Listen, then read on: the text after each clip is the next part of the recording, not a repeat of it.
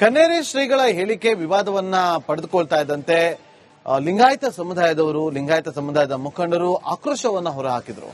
ಎಲ್ಲಿ ಈ ವಿವಾದ ತಾರಕಕ್ಕೆ ಹೋಗ್ತಾ ಇದೆ ಅನ್ನೋದು ಗೊತ್ತಾಗುತ್ತೋ ತಕ್ಷಣ ಒಂದು ಕಡೆ ಕ್ಷಮೆಯನ್ನ ಕೂಡ ಕೇಳುವಂತಹ ಪ್ರಯತ್ನವನ್ನ ಕನ್ನೇರಿ ಶ್ರೀಗಳು ಮಾಡಿದ್ದಾರೆ. ಬಸವ ತತ್ವದ ತಾಲಿಬಾನಿಗಳು ಅಂತ ಹೇಳಿದ್ದಂತಹ ಕನ್ನೇರಿ ಶ್ರೀಗಳು ಲಿಂಗಾಯತ ಮುಖಂಡರ ಆಕ್ರೋಶಕ್ಕೆ ಕಾರಣವಾಗಿತ್ತು ಈ ಒಂದು ಹೇಳಿಕೆ. ಅವರು ಮಾನಸಿಕ ಅಸ್ವಸ್ಥ, ಅವರನ್ನ ಆಸ್ಪತ್ರೆಗೆ ಸೇರಿಸಬೇಕು, ಬಸವ ಭಕ್ತರಿಗೆ ಮಠಾಧೀಶರಿಗೆ ಕ್ಷಮೆ ಯಾಚಿಸಬೇಕು ಅಂತೇಳಿ ರಿಪಬ್ಲಿಕ್ ಕನ್ನಡಕ್ಕೆ ಬಸವರಾಜ್ ಧನ್ನೂರ್ ಹೇಳಿಕೆಯನ್ನ ಕೊಟ್ಟಿದ್ದಾರೆ. ಜಾಗತಿಕ ಲಿಂಗಾಯತ ಮಹಾಸಭಾದ ರಾಷ್ಟ್ರೀಯ ಉಪಾಧ್ಯಕ್ಷರು ಕನ್ನೇರಿ ಶ್ರೀಗಳ ವಿವಾದ ಭುಗಿಲೆದ್ದಂತ ಆಕ್ರೋಶ.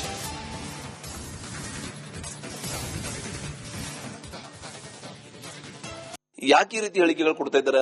ಸಾಕಷ್ಟು ಇವತ್ತು ಆಕ್ರೋಶ ಆಗ್ತಾ ಇದೆ. ಬಸವ ತತ್ವವನ್ನು ಅನುಸರಿಸ್ತಾರ ತಾಲಿಬಾನಿ ಅಂತ ಹೇಳಿದ್ದಾರೆ.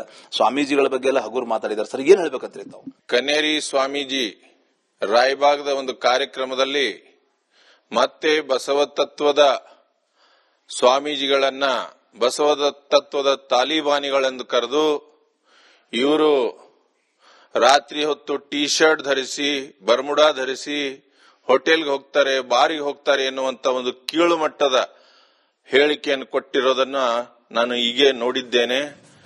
ಅದು ತೀವ್ರವಾಗಿ ನಾನು ಖಂಡಿಸ್ತೇನೆ. ನನಗನ್ನಿಸ್ತದೆ ಕನ್ನೇರಿ ಸ್ವಾಮೀಜಿಯವರು ಮಾನಸಿಕವಾಗಿ ಅಸ್ವಸ್ಥಗೊಂಡಿದ್ದಾರೆ. ಅವರಿಗೆ ಯಾವುದಾದ್ರೂ ಒಂದು ಒಳ್ಳೆಯ ಆಸ್ಪತ್ರೆಗೆ ದಾಖಲೆ ಮಾಡತಕ್ಕಂತ ಒಂದು ಜರೂರಿಯಾಗಿದೆ. ಅವರ ಮಾನಸಿಕ ವ್ಯವಸ್ಥೆ ತುಂಬಾ ಹದಗೆಟ್ಟು ಹೋಗಿದೆ ಅಂತ ನನಗನ್ನಿಸ್ತಾ ಇದೆ. ಈ ಲಾಸ್ಟ್ ಹಿಸ್ ಕಂಟ್ರೋಲ್. ಯಾಕೆಂದ್ರೆ ಇದಕ್ಕಿಂತ ಮುಂಚೆನೆ ಮೊನ್ನೆ ತಾನೇ ಬಸವ ಸಂಸ್ಕೃತಿ ಅಭಿಯಾನ ಬಹಳ ಯಶಸ್ವಿಯಾಗಿ ಜರುಗಿದ ಒಂದು ಸಂಭ್ರಮವನ್ನು ನೋಡದೇನೆ, ಅದನ್ನ ಸಹಿಸಿಕೊಳ್ಳಾರ್ದೇನೆ ಇವರು ಅಭಿಯಾನವನ್ನು ನಡೆಸಿದಂತ ಮಠಾಧಿಪತಿಗಳ ಒಕ್ಕೂಟದ ಸ್ವಾಮೀಜಿಗಳನ್ನ ಅವಾಚ್ಯ ಶಬ್ದಗಳಿಂದ ಬೈದರು. ಆ ಶಬ್ದ ಹೇಳಲಿಕ್ಕೂ ನಮಗೆ ಹೇಸಿಗೆ ಆಗ್ತದೆ. ಅದಕ್ಕೆ ಅವರಿಗೆ ಹೈಕೋರ್ಟ್ ಏನ್ ಬಿಜಾಪುರ್ಗೆ ಅವರ ಪ್ರವೇಶ ನಿಷೇಧ ಮಾಡಿತ್ತು, ಅದನ್ನ ಹೈಕೋರ್ಟ್ ಎತ್ತಿ ಹಿಡಿತು. ಮತ್ತು ಸುಪ್ರೀಂ ಕೋರ್ಟ್ಗೆ ಹೋದ್ರು.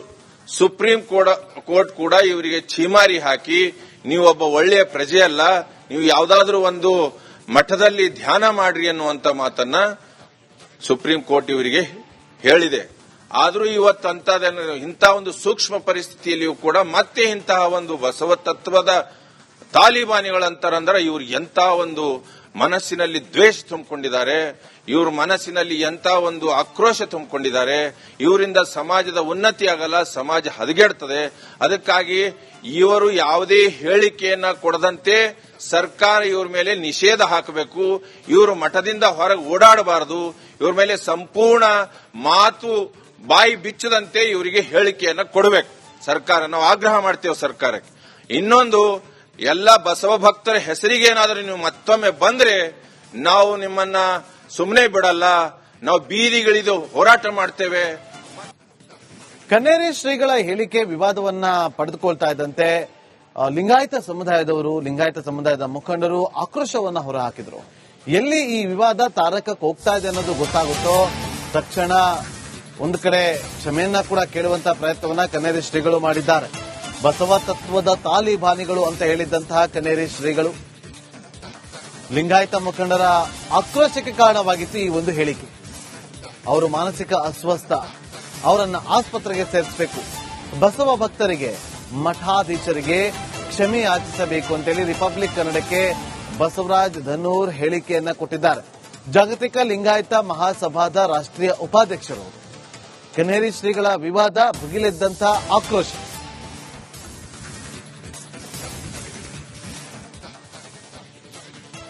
ಯಾಕೆ ಈ ರೀತಿ ಹೇಳಿಕೆಗಳು ಕೊಡ್ತಾ ಇದ್ದಾರೆ? ಸಾಕಷ್ಟು ಇವತ್ತು ಆಕ್ರೋಶ ಆಗ್ತಾ ಇದೆ. ಬಸವ ತತ್ವವನ್ನು ಅನುಸರಿಸ್ತಾರ ತಾಲಿಬಾನಿ ಅಂತ ಹೇಳಿದ್ದಾರೆ. ಸ್ವಾಮೀಜಿಗಳ ಬಗ್ಗೆ ಎಲ್ಲ ಹಗುರು ಮಾತಾಡಿದ್ದಾರೆ. ಸರ್, ಏನ್ ಹೇಳ್ಬೇಕಂತ ತಾವು? ಕನ್ನೇರಿ ಸ್ವಾಮೀಜಿ ರಾಯಬಾಗದ ಒಂದು ಕಾರ್ಯಕ್ರಮದಲ್ಲಿ ಮತ್ತೆ ಬಸವ ತತ್ವದ ಸ್ವಾಮೀಜಿಗಳನ್ನ ಬಸವ ತತ್ವದ ತಾಲಿಬಾನಿಗಳೆಂದು ಕರೆದು ಇವರು ರಾತ್ರಿ ಹೊತ್ತು ಟಿ ಶರ್ಟ್ ಧರಿಸಿ ಬರ್ಮುಡಾ ಧರಿಸಿ ಹೋಟೆಲ್ಗೆ ಹೋಗ್ತಾರೆ, ಬಾರಿಗೆ ಹೋಗ್ತಾರೆ ಎನ್ನುವಂತ ಒಂದು ಕೀಳು ಮಟ್ಟದ ಹೇಳಿಕೆಯನ್ನು ಕೊಟ್ಟಿರೋದನ್ನ ನಾನು ಹೀಗೆ ನೋಡಿದ್ದೇನೆ. ಅದು ತೀವ್ರವಾಗಿ ನಾನು ಖಂಡಿಸ್ತೇನೆ. ನನಗನ್ನಿಸ್ತದೆ ಕನ್ನೇರಿ ಸ್ವಾಮೀಜಿಯವರು ಮಾನಸಿಕವಾಗಿ ಅಸ್ವಸ್ಥಗೊಂಡಿದ್ದಾರೆ. ಅವರಿಗೆ ಯಾವುದಾದ್ರೂ ಒಂದು ಒಳ್ಳೆಯ ಆಸ್ಪತ್ರೆಗೆ ದಾಖಲೆ ಮಾಡತಕ್ಕಂತ ಒಂದು ಜರೂರಿಯಾಗಿದೆ. ಅವರ ಮಾನಸಿಕ ವ್ಯವಸ್ಥೆ ತುಂಬಾ ಹದಗೆಟ್ಟು ಹೋಗಿದೆ ಅಂತ ನನಗನ್ನಿಸ್ತಾ ಇದೆ. ಈ ಲಾಸ್ಟ್ ಹಿಸ್ ಕಂಟ್ರೋಲ್. ಯಾಕೆಂದ್ರೆ ಇದಕ್ಕಿಂತ ಮುಂಚೆನೆ ಮೊನ್ನೆ ತಾನೇ ಬಸವ ಸಂಸ್ಕೃತಿ ಅಭಿಯಾನ ಬಹಳ ಯಶಸ್ವಿಯಾಗಿ ಜರುಗಿದ ಒಂದು ಸಂಭ್ರಮವನ್ನು ನೋಡದೇನೆ, ಅದನ್ನ ಸಹಿಸಿಕೊಳ್ಳಾರ್ದೇನೆ ಇವರು ಅಭಿಯಾನವನ್ನು ನಡೆಸಿದಂತ ಮಠಾಧಿಪತಿಗಳ ಒಕ್ಕೂಟದ ಸ್ವಾಮೀಜಿಗಳನ್ನ ಅವಾಚ್ಯ ಶಬ್ದಗಳಿಂದ ಬೈದರು. ಆ ಶಬ್ದ ಹೇಳಲಿಕ್ಕೂ ನಮಗೆ ಹೇಸಿಗೆ ಆಗ್ತದೆ. ಅದಕ್ಕೆ ಅವರಿಗೆ ಹೈಕೋರ್ಟ್ ಬಿಜಾಪುರ್ಗೆ ಅವರ ಪ್ರವೇಶ ನಿಷೇಧ ಮಾಡಿತ್ತು, ಅದನ್ನು ಹೈಕೋರ್ಟ್ ಎತ್ತಿ ಹಿಡಿತು. ಮತ್ತು ಸುಪ್ರೀಂ ಕೋರ್ಟ್ಗೆ ಹೋದ್ರು.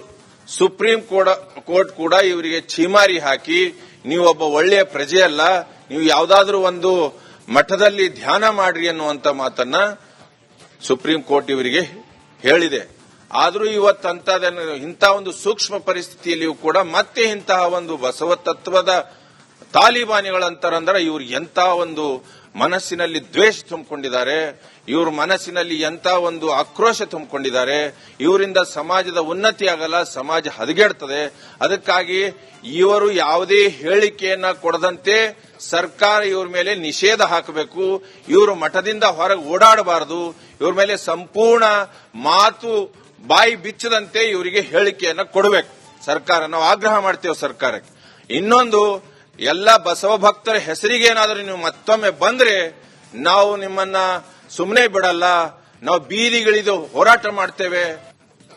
ಕನ್ನೇರಿ ಶ್ರೀಗಳ ಹೇಳಿಕೆ ವಿವಾದವನ್ನ ಪಡೆದುಕೊಳ್ತಾ ಇದ್ದಂತೆ ಲಿಂಗಾಯತ ಸಮುದಾಯದವರು, ಲಿಂಗಾಯತ ಸಮುದಾಯದ ಮುಖಂಡರು ಆಕ್ರೋಶವನ್ನ ಹೊರಹಾಕಿದ್ರು.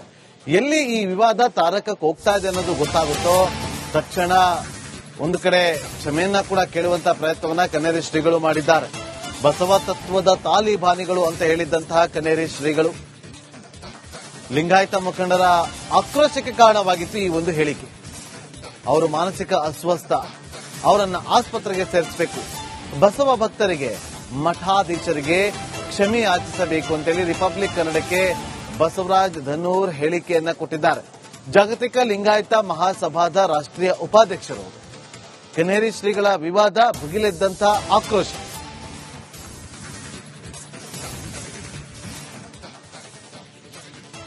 ಯಾಕೆ ಈ ರೀತಿ ಹೇಳಿಕೆಗಳು ಕೊಡ್ತಾ ಇದ್ದಾರೆ? ಸಾಕಷ್ಟು ಇವತ್ತು ಆಕ್ರೋಶ ಆಗ್ತಾ ಇದೆ. ಬಸವ ತತ್ವವನ್ನು ಅನುಸರಿಸ್ತಾರ ತಾಲಿಬಾನಿ ಅಂತ ಹೇಳಿದ್ದಾರೆ.